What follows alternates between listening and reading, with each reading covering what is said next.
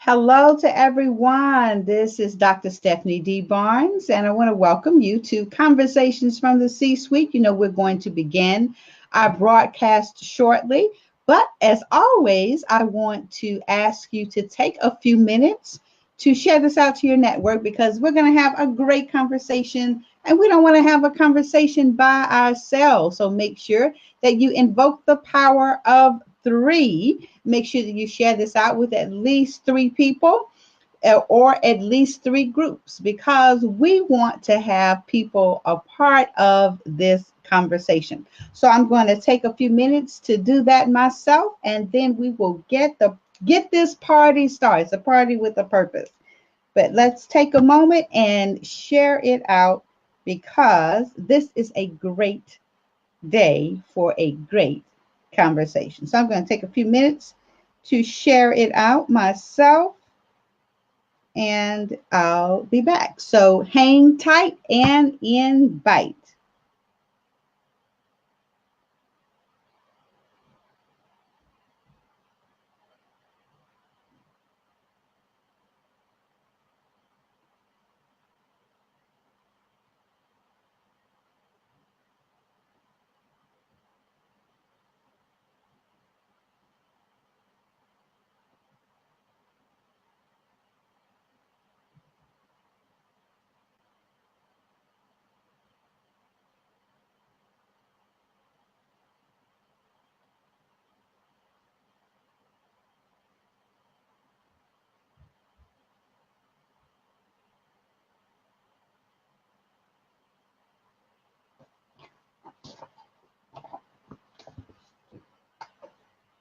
Well, all right, everyone. Welcome to Conversations from the C-Suite, the girlfriend's guide to being a CEO. I am your host, Dr. Stephanie D. Barnes, CEO of C-Suite Women's Network, where I help women and a few good men to be the CEOs of their lives. Because you know, every woman needs to be the CEO of her life. She needs to have a seat at the table because there is power when women gather. Because not only will that woman have a seat at the table, she'll be able to create a seat for others. And you know, Conversations from the C Suite is a power pack hour where we give women a platform to talk about the real things that real CEOs deal with because we know that life doesn't end when we leave the office. We want women to elevate their mindsets and compel them to take action because CEOs don't just wait on great things to happen, they make great things happen. Now, you know, the C suite is typically in a company where all of the decisions are made. But you know what? Your life has a C suite too. It's where you make the decisions to create the life you desire and deserve. And the chief executive officer, just like the name says, works on getting things done, executes, comes up with an idea, develops a strategy, works with a team to inspire them to execute the goal. And you may be in different places on your CEO journey. You may be a CEO on the rise. You're just getting started. You may be thinking about being the CEO of your life. You are a CEO on the rise. You may be a CEO on the move. You've begun this journey. You've committed to becoming a CEO, and you're just taking it step by step until you get to your C-suite. And you may indeed be a CEO. But here's something that you have to remember about CEOs. You can always upgrade. I want to reflect on the saying, you know, how can you upgrade number one? You upgrade number one because even though you're at the pinnacle of your game, number two is trying to get to number one. So you can always take it higher. So here at Conversations from the C-Suite, the girlfriend's guide to being a CEO, we have the powerful conversations that help you to feel something, learn something, but most of all, do something. We want you to make those CEO moves.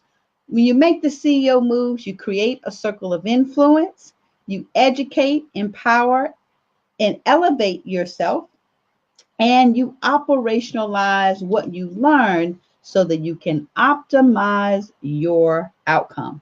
So this is indeed a conversation. So get ready to be a part of the conversation. Whether you report to a CEO or you are the CEO of your own company, you are the CEO of your life. So let's get ready to talk about some strategies that will help you to capitalize on your most powerful asset, the power of choice, the power to create extraordinary outcomes in your business and your life.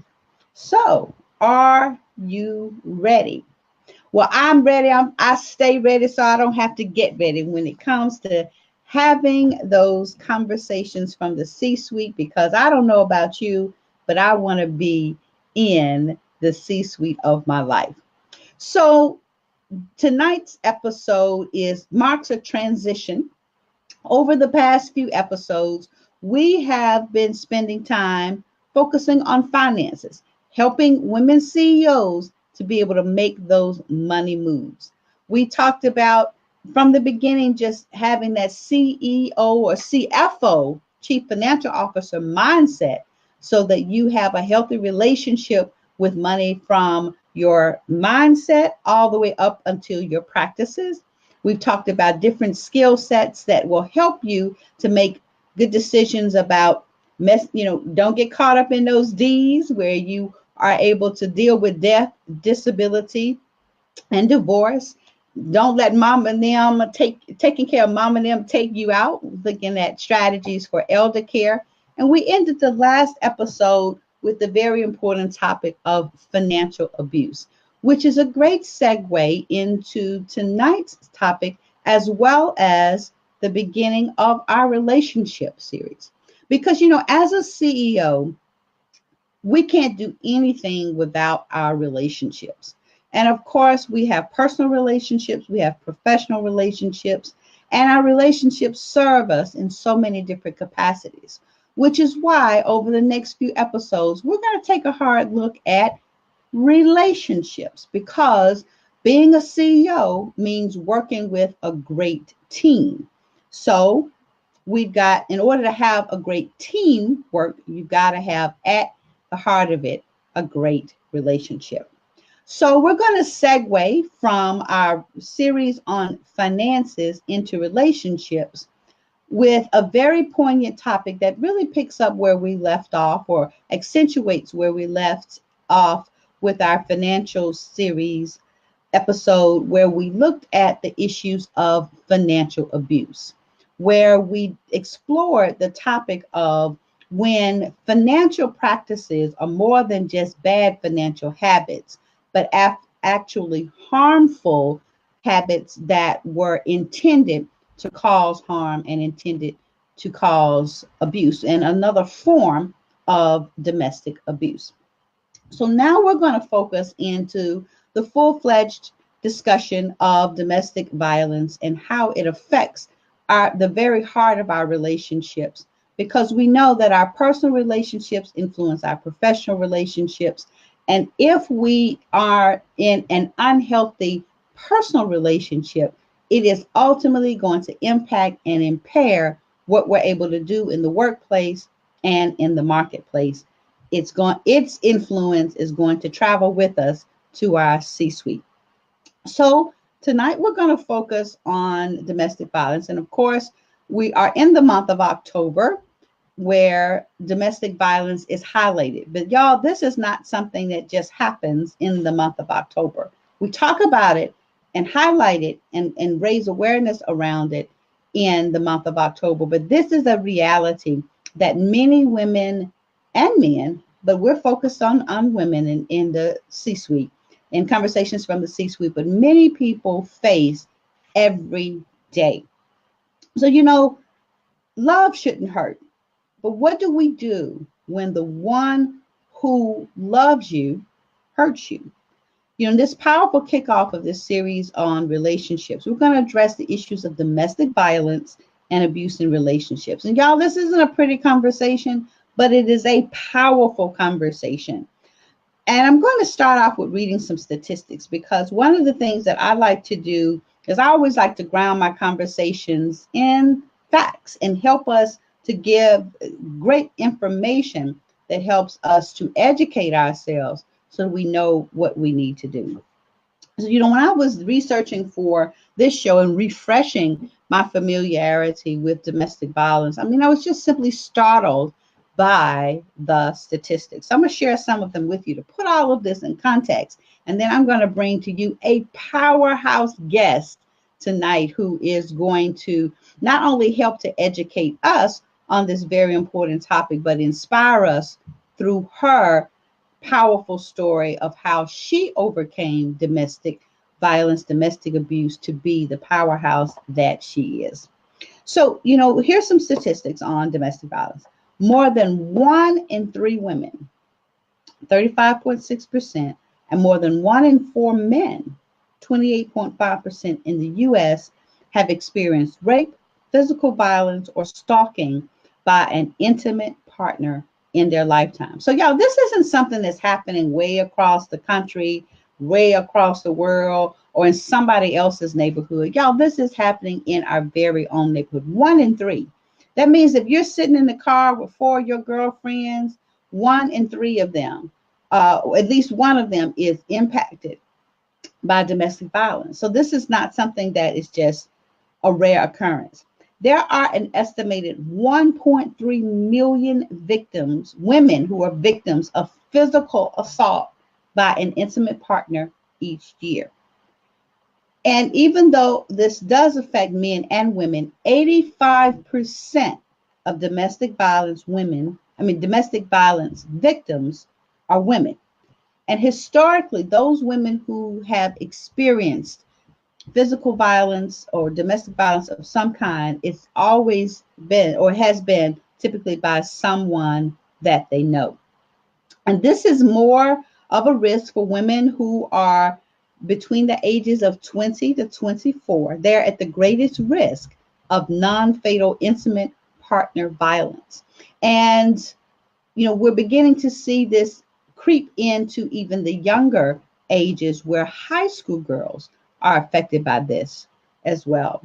And the sad thing is, the reason that this, or one of the contributing factors that this remains such an issue in our society, is most cases of domestic violence are not reported to the police. And there are various reasons for that, but we know it carries a stigma. We know that sometimes these cases are not taken seriously. And we've seen, discussions in the media recently around how these types of issues are taken when they are brought to the surface. So, I've got some other statistics that I want to share, and we'll come back to some of those as we go throughout the show. But I have an awesome guest who is waiting in the lobby, and I don't want to have her waiting any longer because she will be able to add a lot of great context and just inspiration around this whole topic. So, y'all, I have waiting for you in the lobby none other than Christy Pickering. And I had the joy and pleasure of meeting her 2 years ago at a conference in Biloxi, and was just so inspired and awed by her story, and had a chance to get to meet her then, had a chance to reconnect with her recently, and so glad to have the honor of having her in the C-suite tonight. So let me just tell you a little bit about Christy.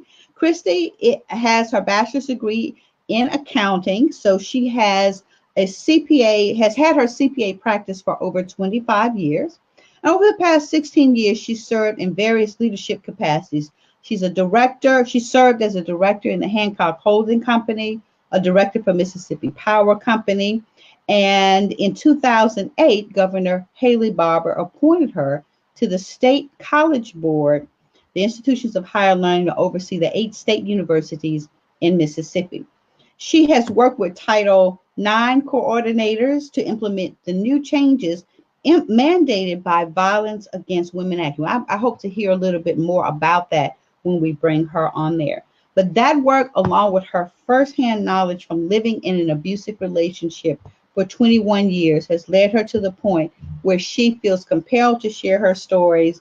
And she believes that, girl, you deserve better. So without any further ado, I want to bring to the virtual stage, none other than Christy Pickering. Hi, Hey, Christy. Stephanie, thanks for having me on the show. Yes, I'm so glad that you were able to join us today. It took us a couple of different tries to get some dates that work for your busy schedule, but it worked out perfectly, and I'm so honored that you are here with I'm honored that you asked me. me. Yes, yes, because we were on a panel together. I guess, yeah, panel together 2 years ago, and so it was in that context that I first learned about her story and just have had a chance to get to know her since then. And so glad to have you here today. Thank you. So, in when we invite guests to the C-suite, we always begin with the who, the what, and the why. So I've shared a little bit about you, but we want to know who's the real Christy Pickering. So tell us who you are, what you do, and why you make CEO moves. Okay. Well, you said a little bit about my background on board, so I won't go there. But I have had my accounting practice for many years, and when I first did that, that was the biggest step, scariest step I ever took. You know, stepping out and opening your own business, that was a little scary, but it was a wonderful move for me financially and professionally. And what my real message is about, and that's why I'm here today with you or tonight with you, is to share my story, because my real passion and my real purpose is to talk about how I was involved in a 21-year marriage that was abusive, and I finally got out and got happy and healthy. And now for the past 4 years, I've been sharing my story with young women. And you said that, Stephanie. I mean, it is really those younger women that don't know what they don't know, like I didn't. Mm-hmm. And I want them to know now what I learned, and not step in the potholes that I stepped in, and not make the mistakes I've made. Mm-hmm. And I'm comfortable enough finally sharing my story.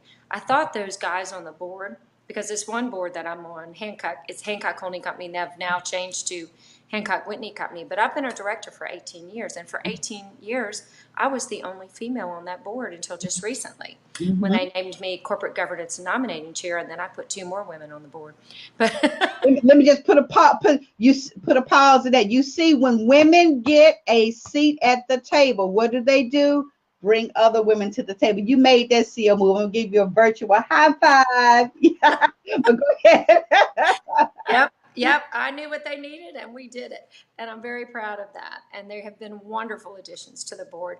But the big fear that I had about even after I got happy and healthy, about opening up about my story, was that these men would think that I was weak, that I had allowed myself to be abused for 21 years. And I have to tell everyone listening that that has been quite the opposite. These strong, smart men have read my story now and are more proud of me than ever. And so don't, one of the things I'm telling people is, don't be afraid to tell your story. It is scary at first, and it was scary in my own community to admit some of that. But you know what? It's been so wonderful. Everybody's been so supportive. And if you tell your story, you help other people tell their story. Evil dies in the light. Yes. We And you know, on it. yeah, and you know, that's something that has been a continuous theme throughout even this show, is the power in your story. Because you know, a lot of times, like you say, we will hold our story in, thinking, you know, that we should be ashamed of it, or that people are going to look at us differently.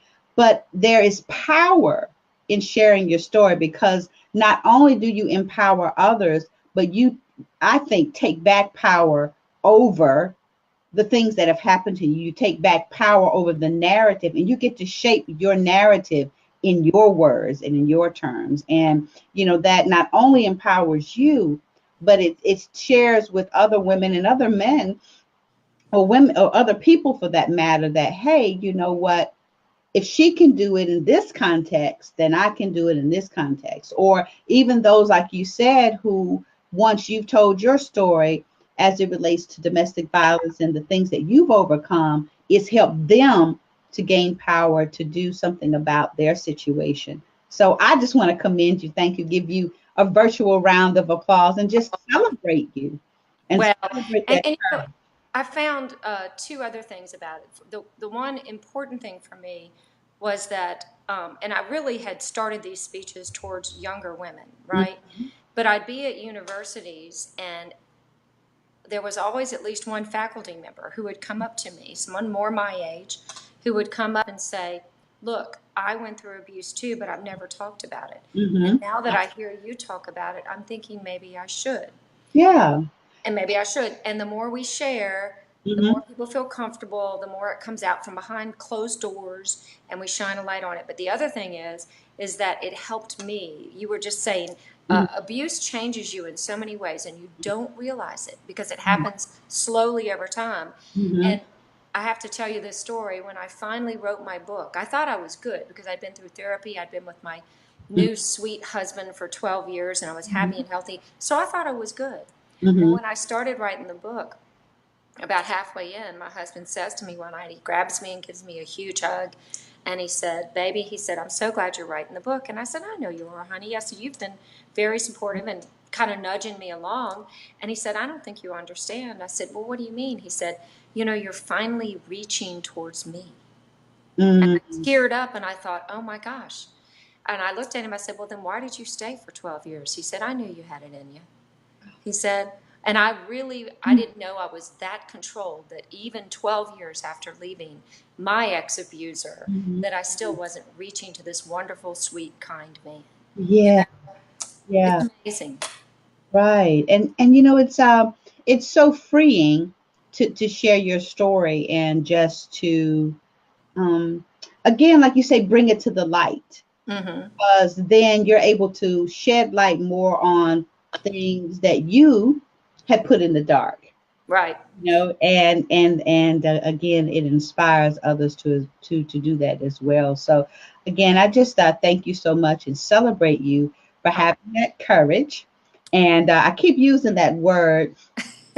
There's a reason, because her book is actually entitled, let me pull it up here, it's actually entitled Courage, because it took courage for her to make that change, and that is what she continues to exude every day. Thank you. And I have to give a shout out to my dear friend Marie. I was going to call it "The Girl You Deserve Better," like my message, to the universities. And Mhm. she called me after she had read the, the early version. And she said, I have the title. And she said, I have the picture. And I was like, well, that sounds kind of braggadocious. She said, no, it's not. She said, listen, it did take courage. And it took her to tell me that, to Yeah, name that. But she was right. It was the right name. right, right. Because one of the things you share and about that you were in this relationship for 21 years, and because for a lot of people on the outside looking in, the question comes up often, like, well, why do women stay? Why won't they just? Why, if it were me, I just, people kind of have all of these assumptions around why women stay, why don't they, and kind of in a judgmental way Kind of, ask the yes. question, well, why did she stay? Like in yours, why did she stay for 21 years? Why didn't she just leave? Why, can you speak to that? Just kind of helping people to understand the dynamics that Absolutely. in many ways trap women, sometimes physically, that's what we talked about, and as we talked about on the last episode, financially, Mm-hmm. trap them financially into staying in this situation, and then there are the mental aspects as well. Oh, yeah, there's the psychological abuse where they make them think they're not worth anything and that no one would have them. There's also fear, you know. Mm-hmm. Um, what I didn't understand until I got through my divorce and started getting healthy again is the actual definition of abuse, right? Mm-hmm. So for abuse to be present, if you and I were having an argument and you weren't afraid of me and I'm not afraid of you, that's just an argument, right? Mm-hmm. But let's say I'm a big, bad, mean person and scary, Mm-hmm. and we have an argument, and I know you're afraid of me, then that's I'm using an abuse of power, Mm-hmm. right? So Right. that's abuse. And what people don't understand is that abusers are not stupid; they're smart, Mm-hmm. and they pull you in slowly. At first they use, it looks like they're just being sweet to you. For example, my ex-husband and I met in college. Mm-hmm. And he started following me, taking me to class, and when I was finished, being right there afterwards to take me back. And he always wanted to know where I was. Mm-hmm. And I thought he was just being sweet. Mm-hmm. Later, I realized that he was controlling my movements. Yeah. So, but as those things stop working, abusers will then use different tactics, and so they progress. Mm-hmm. Then the verbal abuse came. Mm-hmm. Then the psychological abuse came, then the financial abuse came, and then the physical abuse came. It just kept escalating. Mm-hmm. But I use this analogy, okay? What people don't understand is it's like if you have a pot of boiling water and you throw a frog in it, okay? That frog's not dumb. He knows it's boiling water. He's going to jump out. Right. Right. But if you stick a frog in a pot of boiling water and you let it warm up slowly over time, that frog gets used to it and they just stay. Mm-hmm. And that's what happens is you learn to take, right or wrong, more and more abuse. Mm-hmm. And plus the fear I fell out of love 10 years in. I was married for 21 years, but he had told me he would kill me and that I would never get the children. So that fear kept me for a long, long time. Right, right. And and you bring up just such a great point that a lot of people don't fully appreciate, is when children are involved, mothers are going to do what they can to protect their children. Absolutely. And and sometimes it's like you say, out of that fear of, I can get myself in a better situation, but how's this going to affect my children? And then also trying to protect them from the abuse within the home as well. But this is such an issue that because we had Dr. Cosette White, who was our speaker or guest last episode. She's also a domestic violence survivor, and one of the things that she talked about that often happens, and you've touched upon this too, is that many times, because sometimes we will paint a stereotype of what a domestic violence victim looks like, and think of her as someone who has no power else otherwise. But oftentimes it is also women who have power outside of the home. They're otherwise successful in the community. And out in the community, everything looks perfect. Everything, and they're able to exert that power, in their careers and in other organizations. But then when they come home, it's a totally different thing. Right. So this is something that it happens to women across the board. And it's the psychological impact that sometimes is stronger than even some of the other aspects of abuse. Right. And the other thing is, I want to add this. What I didn't understand about abuse, I didn't even know what abuse was till I got out and got happy and healthy. But I would attribute abuse in my head to physical abuse, right? Yeah.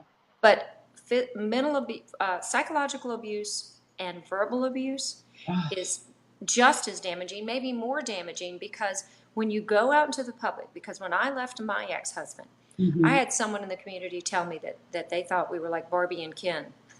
Yeah. And I'm thinking, the problem was I didn't have bruises to show. Not that physical abuse, not that this is harder. They're all horrible. But when you have psychological and verbal abuse, there are no bruises to show. And abusers are smart. So when they get out in the community, they are charming. And they're kind. And people think, oh, you're married to the most wonderful person. And they don't know. And so it's hard to get support outside of your four walls. Right. Yeah, because one of the statistics that I talked about is that that most, let me just, how did they put that? Yeah, that most of the domestic violences are never reported to the police. And and I think you just kind of touched up on some of the reasons that perhaps that is so. But why do you think or just can you speak to the phenomenon that's behind the fact that most of it is not reported and not acted upon legally. And so, the violence and the abuse perpetuates.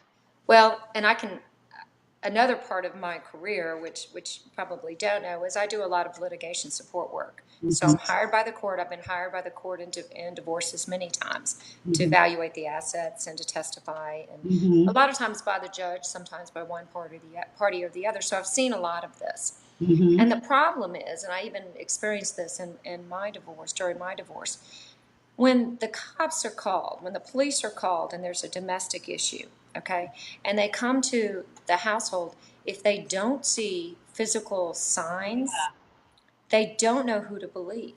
They Yeah. really don't. Yeah. And I get that. It's hard for them to know. It's a he said, she said. Right. And if they're screaming at each other, they really don't Yeah. know. And Yeah. then what they do is separate them and try to get them to calm down.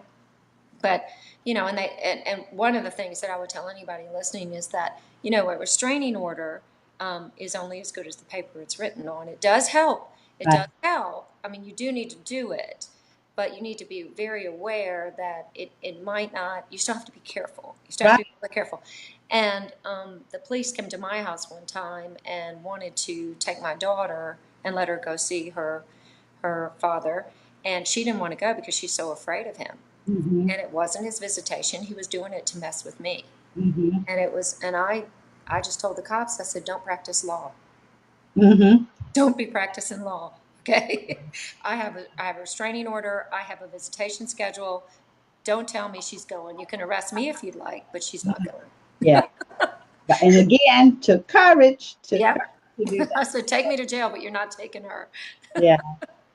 Yeah, and because I know I've had of course I'm an attorney. I never practiced in family law, but I have a fuller appreciation of just kind of how the laws that are intended to protect can sometimes work against, or just how they're only as good as the people who are enforcing them or trying to understand them. And like you said, a lot of people, it makes people uncomfortable, cops included, I believe, and they Sure. don't know what to do. But I just know I recall a situation where I was just at the local Starbucks, at Starbucks up the street from my home.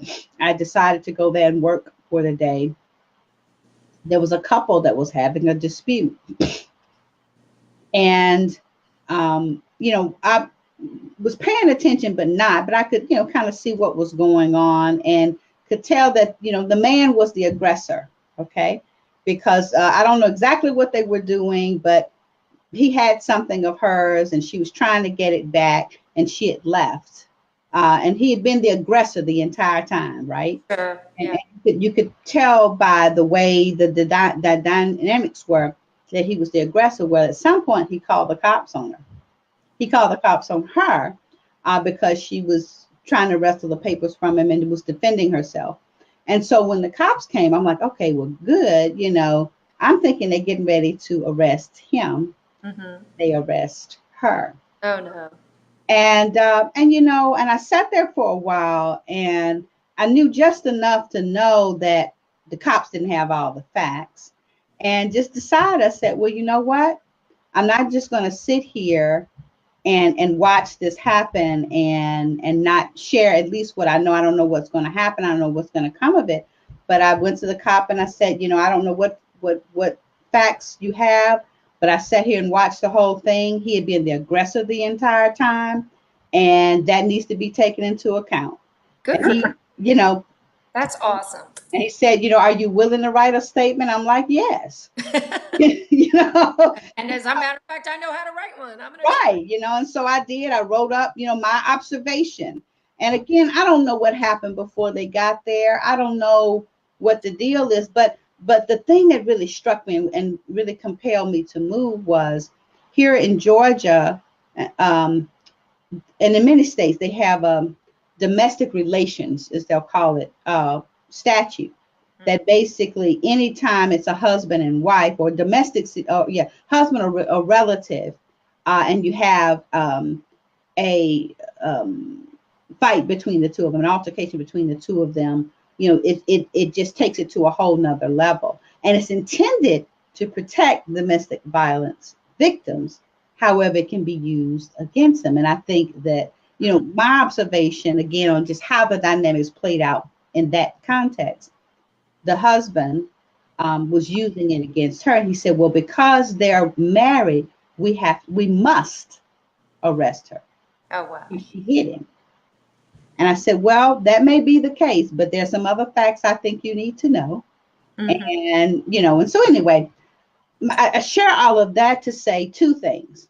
Number one is, this is happening to one out of three women. Yes. It's happening to somebody we know. Absolutely. Somebody we work with, somebody we're sitting in the church pew with. It's happening to people we know, and we can't close a blind eye to it. And certainly we can't just inject ourselves in people's personal situation. But where we have an opportunity to help or do something or provide resources or just be the person that someone can talk to so they feel like they have somewhere to go, right, we need to do that.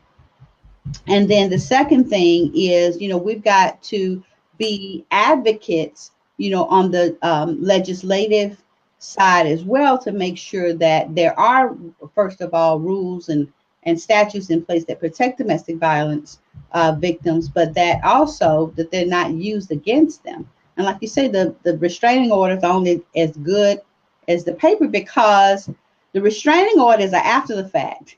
I mean, in terms of how it works, you can't just hold the paper up and it stops, the abuse. It is a legal mechanism to try to deal with it, but it's after the fact if the person chooses to violate it. So we've got to be a part of the solution and be a part of the resource. And even though it may not be happening to us personally, where we can provide support, we need to be able to do that. That's right. And you said it, having the courage to stand up when you see it, and to say to people, let's say you're out with a couple that you know, and the one of the partners is being verbally abusive to the other partner, okay? To speak up and say, hey, that's not cool, Yeah. No matter who it is, if it's the male or the female, say it's not cool. Or if it's if it's a same-sex partner, whoever it is, Right. say this should not happen. Don't do it. And the one thing I know about abusers is that they're narcissists. And they really want to be seen as good people out in the public. And that's why calling them out on it will work. If they're not violent, now some of them are violent and you may not change them, but the majority of them are not going to be violent. The majority of them are just mean bullies that have grown up, right? So we've got to call them out on it. Right. And and I think, because I've seen like a lot of just discussion, and particularly around the topics that have been in the media as it relates to sexual assaults and which is a related issue in terms of the dynamics and some of even the same stigmas in terms of not being reported to the police and why they are or not. But a lot of it has to do with what society accepts as okay behavior, as acceptable behavior. Because a lot of cops don't want to get involved because, well, that's between husband and wife. I don't want to get involved. But or people, and I never will forget this scene. And this is a highly dramatized scene, but it really it was very poignant for me in understanding the cultural acceptance, if you will, of domestic violence. One of my favorite movies is the Godfather series. Okay. And I think this is Godfather 1. Yeah, the first Godfather. Yeah, and they're sitting at the table, and Sonny is the oldest and son, and then there's I can't remember her name right now. Anyways, the sister. Okay, yeah. And whoever she's married to, he's abusive, right? And so they get into an argument at the table, and the husband says something real mean and derogatory to the sister. And Sonny, the older brother, goes to correct him. And the mother says, no, don't interfere. And so she stops the brother from chastising the husband for basically being verbally abusive to his wife at the dinner table. And, Wow. I and so, forgot that scene. yeah, I always remember this and don't interfere, and so that's kind of what happens a lot of times is when women are in a public situation sometimes or in a situation where others can intervene. In some instances it's culturally acceptable to just let it happen because we don't want to interfere. Right. And it's not my problem. It's not my problem, it's not my place. It's and that's between the two of them. And and certainly you have to respect the privacy of any relationship, whether it's married or just other type of intimate relationship. But at some point culturally we've got to hold each other accountable.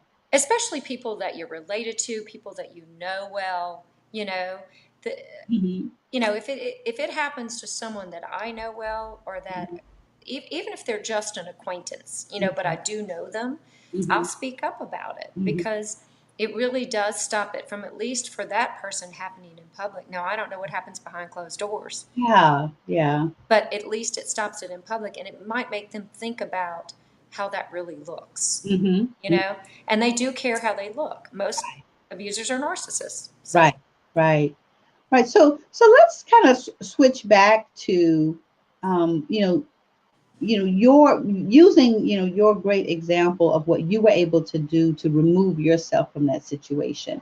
mhm. Um, you know, Literally, kind of, what were the steps you took? And you stayed with it for 21 years, and I know that there were a lot of things that happened in that time period where you weren't just sitting around like, you know, I'm okay with it. But it's a process because, like you said, you have to build up your courage. Yeah. But take us through the steps of what you did and what other women can do to find that courage to be able to remove themselves from that violent situation. Okay. So I really, my ex-husband kept me so busy. Part of it was I didn't know what I didn't know, right? Mhm. Part of it was that I was, I thought I made a vow. I thought, I believe in my vows. I Mhm. believe that I made a vow before God and others. And Mhm. so I felt like I couldn't leave the marriage. Mhm. However, what I didn't realize is he broke it first, Mhm. because he didn't love, honor, and cherish me ever. Yes. So when I finally realized that around the age of 40, when I got smart, Yeah. that's when what happened, something happened to me when I turned 40. It was like something snapped. Mhm. And I decided I am not taking this anymore. I've Mhm. had enough.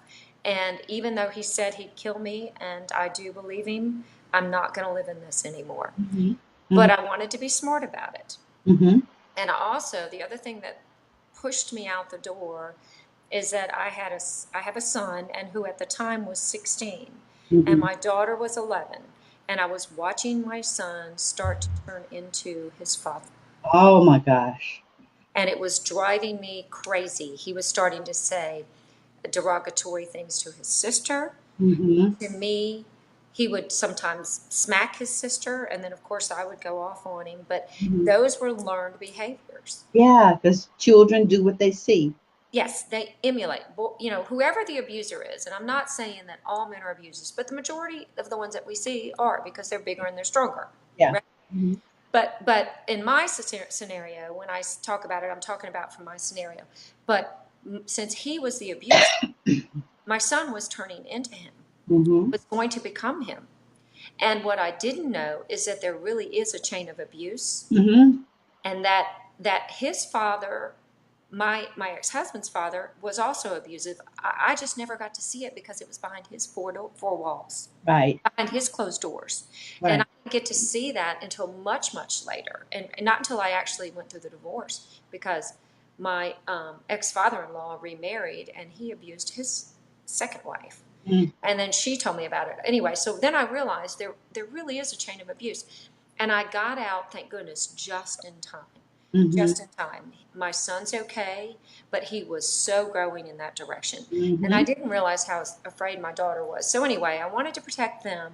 I also did not want to be killed. So I was trying to do this safely. Right. I thought about it and thought about it, prayed about it a lot. And when I finally decided to make the move, so it was at 40 that I decided I got to figure out how to get out. Mm-hmm. But I still didn't know how to do it, didn't know how to do it. But finally it came to me and I thought, this is what I'm going to do. And he had escalated to a point where he was getting physical with me. He had held a knife at my throat in the kitchen in front of the kids one night. And my son thought he was getting ready to kill me, so he was going to get the gun. Oh. So it had gotten very scary. Mm. So I thought, okay, I got to get out of this. How am I going to do it safely? That was my fear. How do I do this safely? So what I decided to do, because psychologically, I think this is important, and I would suggest this. I don't know if it worked for everybody, but it sure worked for me. We worked together. He actually worked for me because he was vocationally homeless for so many years. He couldn't keep a job. So I thought it was kind of a win-win. It was a really dumb thing to do because then I got abused 24 hours a day. But anyway, another story. But so the day I left, I told him I wasn't going to work that Monday, that I was staying home. We had had a huge argument that weekend. He had gotten very violent, and I had decided I was leaving on Monday, but he didn't know it. So he got dressed, got up, and went to work, and he said, "You're not going to work," which he should have known that was a sign because I never did that unless I was deathly ill. Yeah. But I said, "No, I'm staying home today." So he left. It was in the summertime, so my kids weren't in school. So I left him a note that said I wanted a 6-month separation. And what I had done 2 days before that, without him knowing it, I had split the cash 50-50. Now, I had made it all, but I split it 50-50. I was being fair. Yeah. I took the kids and I went to my sister's house. And I was fortunate that I knew the sheriff because I had helped him get elected. I was his campaign treasurer. I knew the chief of police in our town because he was a client of mine. I called them both and said, "I'm leaving, and here's why I'm leaving. He's very scary. He told me he'd kill me. If you get a call from the cell phone, it's serious." And even if you know them or not, I would suggest if women are afraid to let the police know. Yeah. So I did that. And then I left. I went to my sister's. We stayed there 3 months until the judge got him out of the house. He wouldn't leave voluntarily. And I knew my children needed to get back in their own home. They'd had enough. And he really thought I was going through a 6-month separation. I separated our business. I separated everything. But I wasn't going back. I knew I wasn't going back because I knew the statistics. I knew that if I'd gone back, I might not have ever left alive. And I worried about that, and I worried about that with the kids. So I knew that when I made that decision, I had to make it for good. Right. So I did, and he did over time get used to it. He didn't like it. He stalked me for a while, long time. He would try to intimidate me. A quick story, he came by the house. I had told him, "You can have every stick of furniture in the house except the kids' bedrooms. I don't care what you take. I just want you out of my life. I'll pay you for half the house. I don't want alimony." He wanted alimony. Anyway, but I just wanted him out. But he would come over and he'd want things. One time he came over and wanted something out of the attic, and I said, "Yeah, you can go get it." And he came downstairs and he had a doubled up Walmart bag and he plopped it on the counter. And I said, "What is that?" And he said, "Shotgun shells." I said, "What do you mean shotgun shells?" I said, "You don't hunt." And he got right up in my face, very mean, and he said, "No, but I might."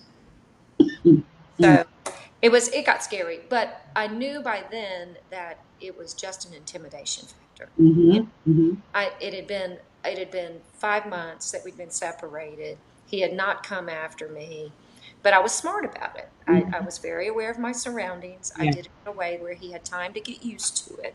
So the 6-month separation thing was a good idea, you know. So it ended up, but the divorce, it took a year and a half to get divorced and 4.5 years to go through the property settlement. But but that's okay. I found happiness, and the good thing is that I found happiness first in here, in myself. Yeah. You have to do that first. If you don't do the hard work inside and get happy here first, you'll never find happiness. Right. So I did that, and I went to therapy, and I read books. One of the good books that I read was "Why Does He Do That?" The author is Lundy Bancroft. He's a fabulous man. He has, I'm sure, helped many, many people with the books that he's written. He helped me tremendously. He helped me pick Brent. He Mm-hmm. helped me figure out that he wasn't that kind of guy. Yeah. Yeah. Yeah. That's what I did to get out. Yes. And it worked, thank goodness. Yes. And so, there were kind of a couple of key things in it that I hope our audience is picking up on is, first of all, you had the financial resources to do it. Right. And you were able to think through financially. And unfortunately, a lot of women aren't in that situation and have to do what you did without the finances. Right. But you got your team together, so to speak. You reached out to people. Fortunately, you had somewhere and somebody to go to who would support you. And you didn't just do this on your own or do this alone. You garnered your resources, making sure that you made those connections. And again, that's why we're talking about relationships, professional relationships that she had in the community beforehand were able to reinforce what she needed in a personal situation. So that's why it's so important, to build those relationships. And you had the relationship with your sister to be able to have that support as well.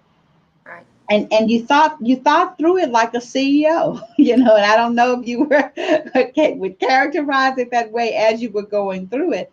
But probably not, but yeah, she was a CEO about it. And and again, that's one of the reasons, one of the themes, and I don't just say I want women to be the CEO of their lives because that sounds catchy. It truly is committing to using your education, your resources, your influences to create the life you desire and deserve. And you came up with a plan. You were committed to getting your children and yourself out of that situation. You built your team. You made your important connections. You had that circle of influence, and then you executed that strategy. And I was having a conversation with the client on yesterday about how, because we're dealing with a business issue, but the thing I had to share is, you got to get people out of their feelings, get them focused on the facts so that you can take care of business.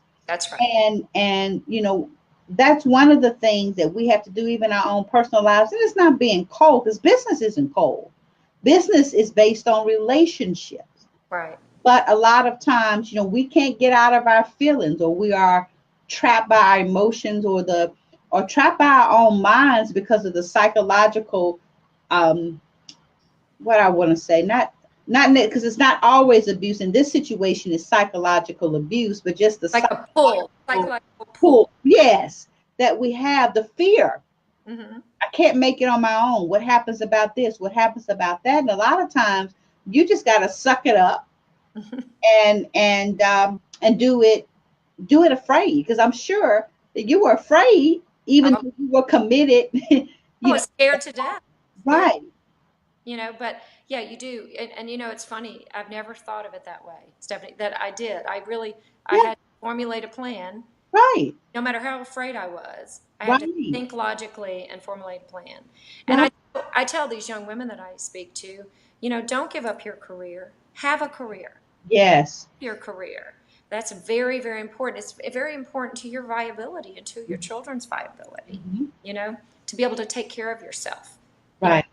And you talked about financial abuse, and I'm sure that you talked about this, but one of the things that abusers do is they try to separate you from the finances. Right. And make it so you don't have any resources, because then you can't go. Right. Right. Or think you can. Right. Or think you can. Think you can. And there's always a way. There's always a way. I agree. I like that. Right. And because, I think about it, because we have similar parallels. I was in my marriage for 21 years, very fortunate that I did not have to suffer with domestic violence. But nonetheless, it was a situation where I stayed in it for much longer than I should have, just because of the whole psychological things, thinking, wanting to do things for my children, wanting to do this and that. And, it just takes a plan. And, fortunately, and that's one of the things that, I learned for myself and share with my clients, my coaching clients, is that, you know, the same things that you are able to, same skills you're able to use on your job to be so successful, if you would just apply them in your own home, you know, in your personal life, you know, you can replicate the same type of success. And a lot of times we detach ourselves away from the skills that we build every day. You know, you had your own business. So in having your own business and even dealing with your clients, you have a systematic way of going about things. And you were able to use that skill to be able to find the courage and get yourself out of a personal situation. And only when I became strong enough, though, Right, right? But right, for years, I was strong at work, like you said, and weak at right. home. You know, I mean, I still did everything, but I didn't stand up for myself at home. But I Right, certainly stood up for myself at work. And why I would allow that for so many years is just, it was uncanny until I got strong enough, you right. know? But when you did, Hmm. found your courage. You Oh, found yeah. And then I never looked back. right. And that's you know, again, one of the things that one of the reasons I'm so committed to helping women be the CEOs of their lives is, like you say, you just touched on it, is many times as women we are advocates for everybody but Hmm. ourselves. Yeah. We are advocates for our children. We're advocates for the people we work with. We're advocates for our family. And in some cases, you know, we're literally advocates for our clients.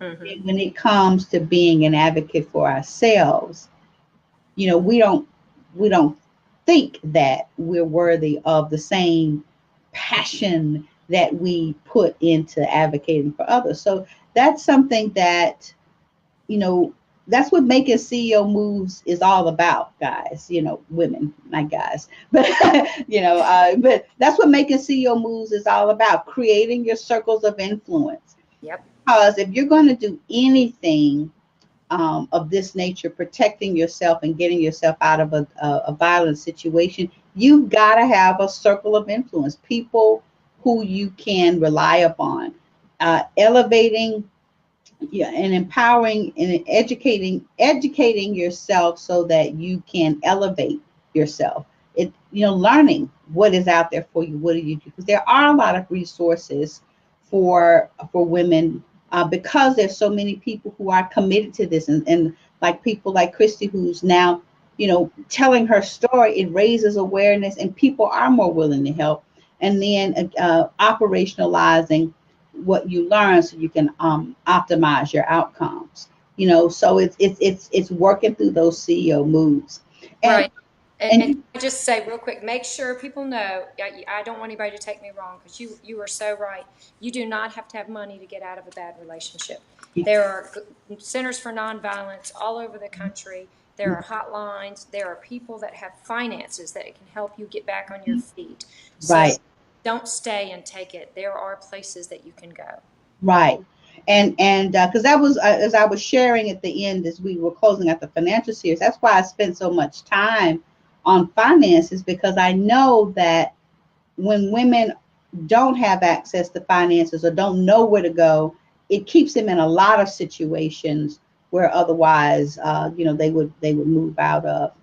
And you know, it's important for us to empower ourselves. That's why we're making those CEO moves.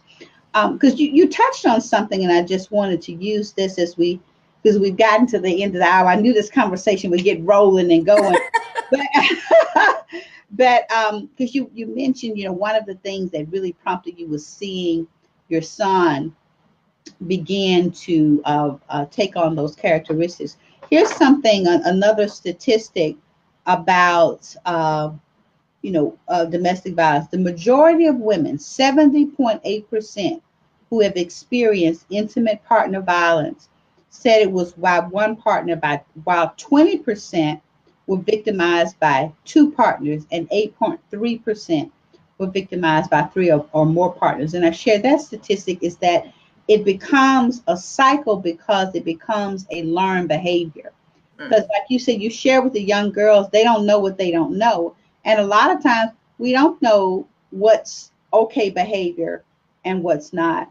And I'll just share one little quick story about when I was in college. There was a guy I dated. We went out on a date. And he was popular on campus, handsome guy. Went out on a date, and I remember during the date, he jokingly said, "Ha ha ha! I'm gonna kick your ass." I mean, those were his. I mean, ha ha ha! And I'm like, something in my mind said, he's serious and he'll do it. And that was the last date. I was like, we're not going to play, because there's certain things I'm like, I'm not going to take a chance on playing around with. But fortunately, I had kind of been exposed to certain things to know that that wasn't okay behavior. That wasn't right to joke like that, because those were literally his words. Right. And I'd like, oh, girl, I mean, he said that to me and used those words and then put a joke on the end. And then the unfortunate thing, though, is that one of my friends later on, 2 or 3 years later, ended up dating him. And he was abusive in the relationship. He cut her off from all of her friends. Mm-hmm. And and I was just like, wow. One, I felt guilty. I was like, well, wow, what could I have done differently to share with her my situation? Mm-hmm. But it reaffirmed in my mind is that I'm glad I did what I did, and could learn from that. So the thing I just want to close out on is, you do a lot of work with young women. And I just want you to speak to that a little bit more before we, again, highlight your book and tell people where to be able to get a copy of that. Thank you. Well, I've done 2 different kinds of. The one is called Girl, You Deserve Better, where I speak to, it's really targeted more towards young women. But I have spoken at all 8 state universities in our state, and some of the junior colleges and other places, Girls State and things like that. But I tell my message. They do want to hear my story, but I also tell them what I've learned, and I tell them the things I didn't know was their age. And what I've incorporated recently is the 15 signs of an abuser. And the very last one is the one you described. The one where they say they're going to kill you or they're going to hit you, and then they say, no, I really didn't mean it. I was just kidding. That is a sign right there. Yeah. So I've been doing that, and I really feel like that is what, I don't feel like, I know that's what God wants me to do. I didn't write this book by myself. He wrote it because I'm a CPA. I'm not nearly as interesting as this book is. So, but anyway, but that's what I'm doing. The other kind of speeches that I'm getting into, I've done one with 250 athletes, but I want to do smaller groups. I want to go to football teams at universities. And I'm starting in the spring with universities, and it's called Man Up. And it's going to be a more interactive session where they can download an app to their phone and answer questions anonymously and feel safe. But I can ask things like, have you ever hit anyone? Do you have these abusive tendencies I've just described? And I talk to them about, manning up, not because I think they're all abusers. I don't. I think the majority of them are not, but they can call out those that they see that are, but they also can learn that at their young age, if they want to get help, they can get help. Because you can change if you want to change, but you got to want to change. Right. And so I talk to them about that. And then if that doesn't work, if it doesn't get their attention, that I talk to them about what the right thing is to do, because it's just the right thing to do, then I talk about the Hall of Shame instead of the Hall of Fame. And all of those athletes who have lost endorsements and lost their careers because they didn't do the right thing. Yes. So that's my second speech. So. Yes, because again, I just want to commend you on what you're doing, because you're tackling this, for lack of a better, probably a poor pun, but you're talking about athletes. But you're tackling this from 2 different areas. One is helping young women to know what they don't know about the signs of abuse and what love is, because we get a romanticized version of what love is, but we don't really get there's nobody who really talks about when love really isn't love. Right. That's so important to help young women so they don't get themselves in that situation to begin with, or they can help each other. Yeah. And I think at the other end of the spectrum is helping men or helping young men who have learned that behavior to learn that that behavior is not okay. Right. Because, we hear a lot, boys will be boys, men will be men. And when we continue that type of rhetoric, we continue to endorse that behavior, and they don't learn that it's anything wrong with what they do, what they're doing. And so I think self-awareness, because I've been, just doing a lot of reading, and I'm reading The New Earth by Eckhart Tolle. And one of the things he talks about is ego, and being aware of certain things, and really understanding when your ego is acting as opposed to your true self, and being able to make genuine decisions. But it all begins with awareness. Right. You don't know what you don't know, and until you're able to challenge that behavior in your own head, you won't be able to change. And so I think you are doing very powerful work in with this demographic in particular, because they are the future. And it is wonderful to be able to bring awareness before it starts, because it's harder to extract yourself from a situation than it is to not get into one in the first place. And two quick things. These young women are thinking they can change. These men, you can't change someone who doesn't want to change, number one. And I want them to know that. And the other thing is, I went to a domestic violence conference recently, and a man named Bobby Kipper has written a book called No Bullies. And for the first time, he said something that I'd never put together. He showed on the board the signs of a bully on the playground, whether they be in kindergarten or third grade or fourth grade or whatever. And then he showed the signs of an abuser, and they matched. Oh, yeah. And I never thought of people. Yeah. Never thought of it. So that told me that we can even talk to younger people. Right, because it's all about helping people to deal with their anger and their pain. Right. One of the things I was just saying, hurt people hurt people. And a lot of times when you look at profiles of abusers and bullies, they're very hurt people who have never learned how to deal with their hurt in a healthy manner, and they take it out on other people. Absolutely. And so, the thing that's always difficult to deal with is you end up, in these situations, you still have two broken people. And that doesn't excuse it. I'm not excusing it at all. Sure. What I'm saying is, you have two broken people. You've got a broken person who's trying to fix their brokenness by breaking someone else. And then you've got the person who becomes broken as a result of that. So absolutely, it's all about, dealing with it on both ends of the spectrum, because, like I say, you got it to where you got it from both ends, because it takes two. It takes women to recognize it, but it most importantly takes men to make the decision: I will not be an abuser, and I will not act in that way, and I'm not going to support my friends who do so. Well, thank you for helping me share the message, because that's what I want to do. Well, awesome. Well, again, I thank you so much. And I've mentioned your book, Courage, a couple of times. So why don't you tell everybody where they can get a copy of it? Let me sit it.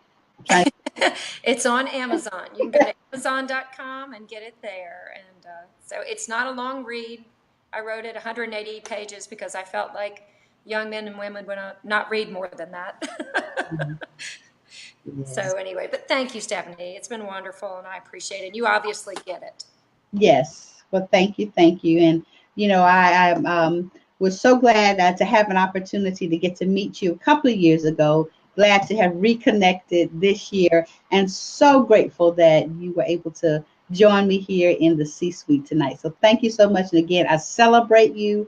I celebrate your courage, and celebrate that, you've made this more than just about you, but you have empowered others and are changing lives with sharing your story, and going beyond that with the work you're doing with the youth in helping them to be a part of the solution. So again, I just celebrate you and thank you so much. Thank you for all you do. All right. And your website is girlyoudeservebetter.com, correct? That's it. girlyoudeservebetter.com. So you can go there and find out more about Christy and some of the great work that she's doing in the community. And remember to go to Amazon and get your copy of Courage. Because I've started, I haven't finished it yet. And not because it's not interesting, just because I didn't get to the end. I was trying my best to make it. It is awesome. It is awesome. So again, thank you so much. I really appreciate you. Thanks. All right. Well, Bye-bye. until next time, I'll see you. Okay, bye. All right. Well, thank you everybody for joining me here in the C-suite. It has been an awesome. I told you this would be a powerful conversation, and I'm so grateful that we had the opportunity to kick off our relationship series with the powerhouse Christy Pickering. And this episode was brought to you by C-Suite Women's Network. And C-Suite Women's Network offers professional and personal leadership development, strategic planning, and organizational and performance excellence strategies. There you can develop your excellence through training, coaching, and accountability support for your goal execution. The mission as C-Suite Women's Network is to help women to be the CEOs of their lives, to use their education, experiences, and influence to create the lives they desire and deserve. So in order to be this better CEO of your life, you can, well, when you are a better CEO of your life, you can be a better CEO of your business. So go over to www.discovertheCEOinyou.com. That's www.discovertheCEOinyou.com to schedule your strategy session. So it is time for us to leave the C-suite, and we hope that while you were here, you indeed felt something, learned something, but most of all, you got to do something. Make those CEO moves, create circles of influence, educate and empower yourselves for elevation, and operationalize what you learned to optimize your outcome. Remember, whether you report to a CEO or you are the CEO of a company, you always are the CEO of your life. So make sure that you are not just talking about it, but be about it, because the power is not in the conversation, but in your CEO move. So don't wait, because remember, wait broke the scale. Now is the best time to do what you know needs to be done. And as I always share with you, your life is the product of your choices. Choose to be the CEO of your life. Until next time, I am Dr. Stephanie D. Barnes, your host of Conversations from the C-Suite, the Girlfriend's Guide to Being a CEO. And I look forward to seeing you in the C-Suite next time. And remember, for previous episodes, you can go to www.csuitewomen.tv. That's csuitewomen.tv to catch up on all of the great, powerful conversations that we've had up until this point. Thanks a lot, and see you next time.